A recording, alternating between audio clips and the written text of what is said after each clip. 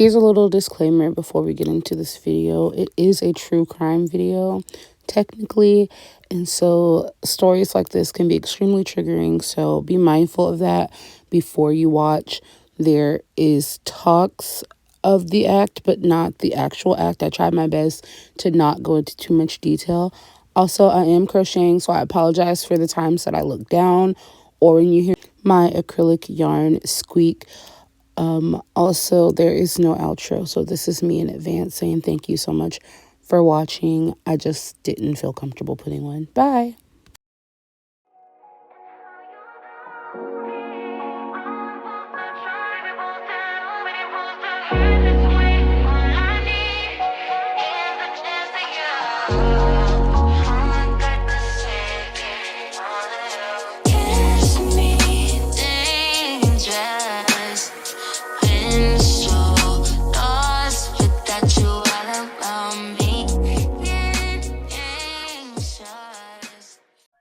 Hi, everybody. I apologize in advance for not only my absence, but also the squeaking of my chair. But let's get into today's video.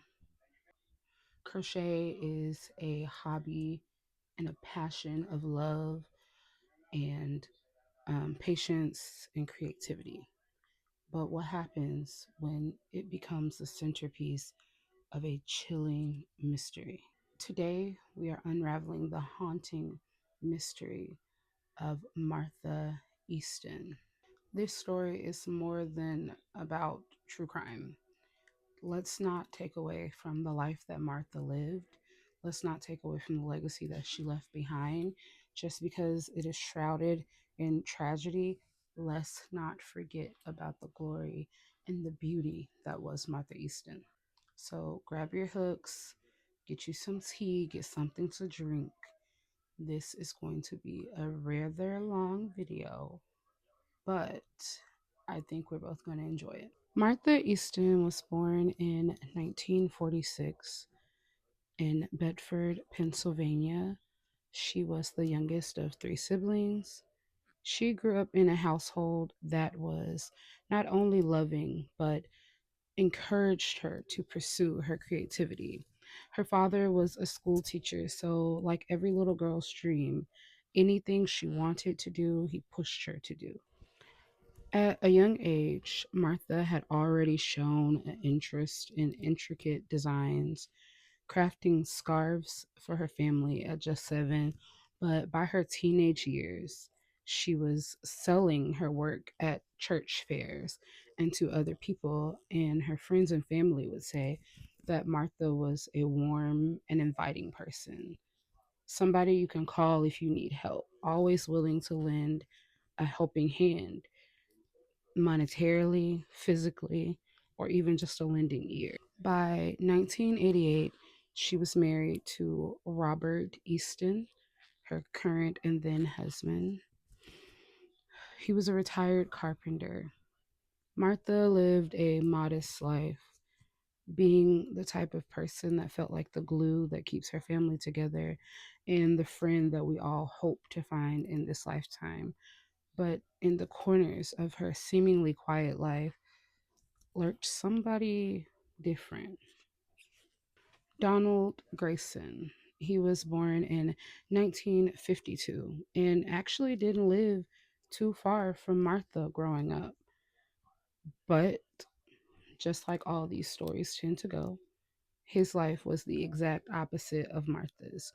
Where Martha had a loving home with a father who doted on all of his kids and his family in general, Donald grew up with an alcoholic father who was abusive and most of the time violent, and his mother wasn't even there.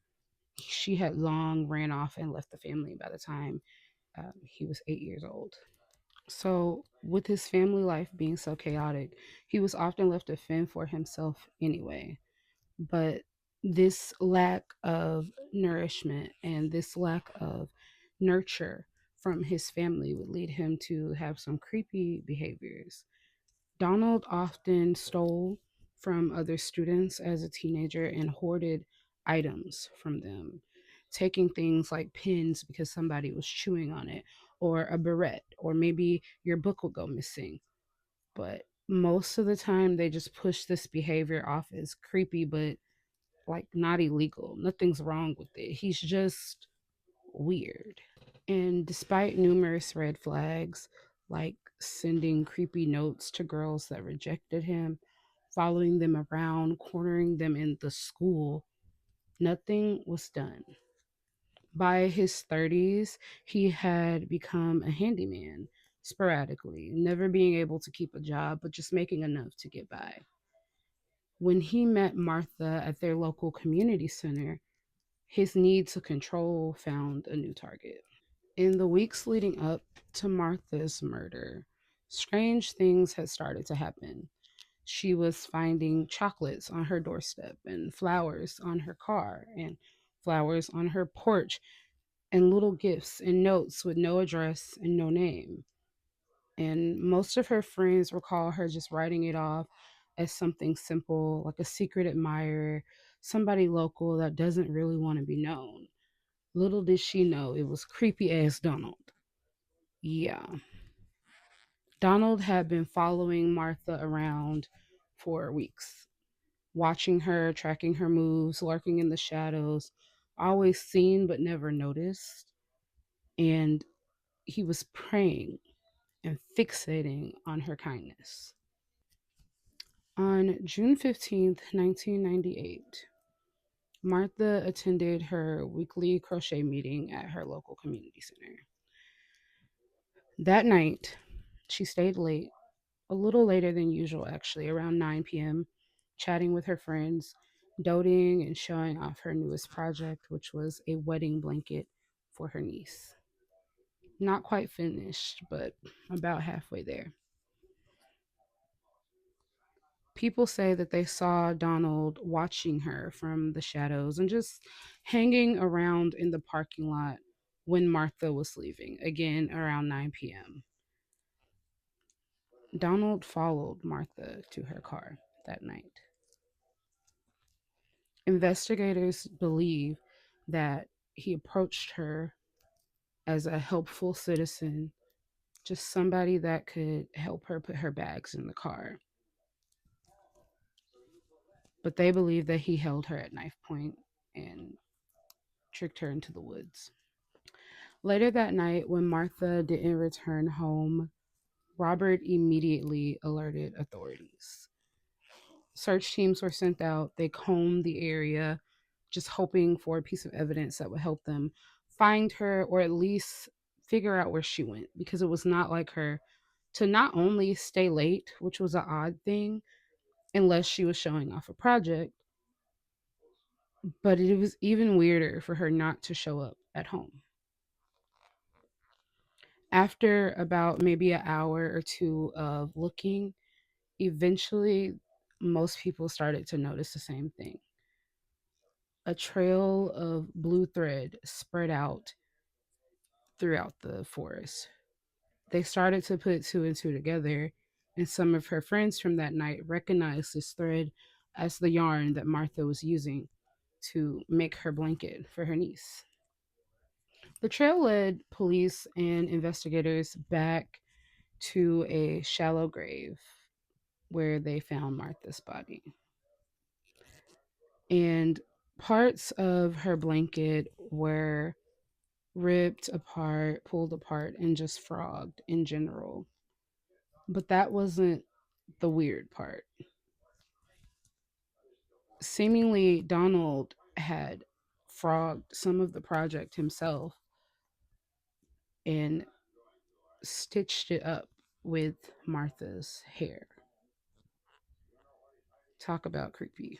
This all chalked up to be a way for him to seemingly keep control over Martha and the desire to control her forever. Inside of Donald's home, they found every piece of damning evidence they needed to convict him. They found bloodstained scissors. They found parts of the blanket and the rest of the blanket. They also found letters that he had been writing to Martha. Donald later would confess, claiming that he wanted to be able to keep parts of her with him forever. So I can only imagine what would have happened had her crochet work and her personality and the person that Martha was didn't reach enough people that they come looking for her. If he's wanting to keep parts of her forever, what else do you think he would have did? The community of Bedford had changed forever because of Martha's death. It was no longer a small town where you could keep your doors open. It wasn't a place where everybody felt like they knew everybody anymore. It had been turned upside down. And not only, but a member of the community who was so beloved and who loved everybody with such a open heart had been ripped from them way too soon. Her husband Robert was absolutely devastated. He withdrew himself from life pretty much, closed the doors, closed the blinds, and didn't talk to anybody for God knows how long. But one day, Robert decided to donate all of her crafts, keeping a few keepsakes for himself and some that were meant for other families. But all of her craft supplies, he donated them to the community center that she went to. He did this in hopes that giving these supplies would inspire somebody else to enjoy and love the craft that Martha and so many of us today love to do. It brings us joy and it brings us peace. And that's the memory that he wants to leave when we think about Martha. We don't want to think about Donald, and we don't want to think about her disturbingly tragic end. And to honor her, the Bedford Community Center established a event that they do every year called Martha's Blanket of Love. This event is for people to come and create blankets for families in need. And it's a way to keep Martha's legacy going in a positive light so that we don't have to give Donald any more attention than he's already getting. This is the one time that he doesn't get to have control. And after this, I won't mention his name anymore. In fact, I don't think I'll say it anymore at all, solely because he doesn't get to have control when it comes to Martha's story. But because we all love a good conclusion, he was convicted of first degree murder. He was sentenced to a life in prison without parole, as he deserves, and he remains behind bars till this day. And although we don't want to think about him, he does serve as a reminder that even when you think you're doing something safe, even when you're in routine, you need to stay vigilant. We all have to do our part, men and women alike, to keep ourselves and others safe. And it serves as a very dark reminder that even in a small town, even when the population is under 4,000, you never know what kind of dark really lies beneath the shadows and who you're living next to. Martha's story is a story of kindness and creativity that is sadly overshadowed time and time again by her tragic end. And even in death, her legacy will continue as long as her stitches survive. They will continue to thrive and bring comfort to others like she always wanted to do.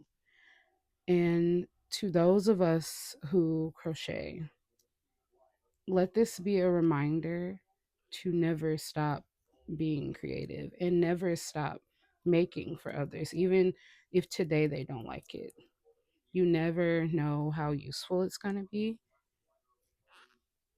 And if you're watching this in general, let Martha's story be a reminder to you to stay vigilant, to stay creative, to stay happy, to love people, and to find strength in doing the creative things that you like to do.